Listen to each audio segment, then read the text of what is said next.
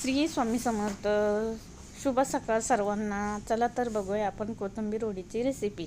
त्यासाठी कोथिंबीर धुवून बारीक चिरून घेऊया आणि 4 ते 5 हिरव्या मिरच्या, थोडासा लसूण, थोडेसे जिरे याचं मिश्रण आपण एकजीव करून घेऊया मिक्सरमध्ये. आणि बारीक चिरलेल्या कोथिंबीरमध्ये हे वाटण घालून घेऊया आणि त्यामध्ये थोडंसं तांदळाचं पीठ, थोडंसं डाळीचं पीठ घालून घेऊया आणि थोडासा ओवा, थोडेसे पांढरे तीळ घालून घेऊया त्यामध्ये आणि चवीनुसार मीठ थोडंसं आणि थोडीशी हळद. हे सर्व मिश्रण आपण थोडं पाणी घालून एकजीव करून घेऊया आणि एका भांड्यामध्ये तेल लावून काढून घेऊया आणि गॅसवर कढाई ठेवूया आणि एक स्टँड आणि थोडंसं पाणी घालून घेऊया. त्यामध्ये हे मिश्रण तयार केलेलं भांडं ठेवूया आणि 10 ते 15 मिनटं झाकण ठेवून देऊया त्या कढाईवरती आणि नंतर वर काढून 5 मिनटं आपण त्याला थंड होऊ दे. आपण अशा वड्या तयार करून तळून घेऊया. चला तर झाल्या आपल्या वड्या तयार. कशी वाटली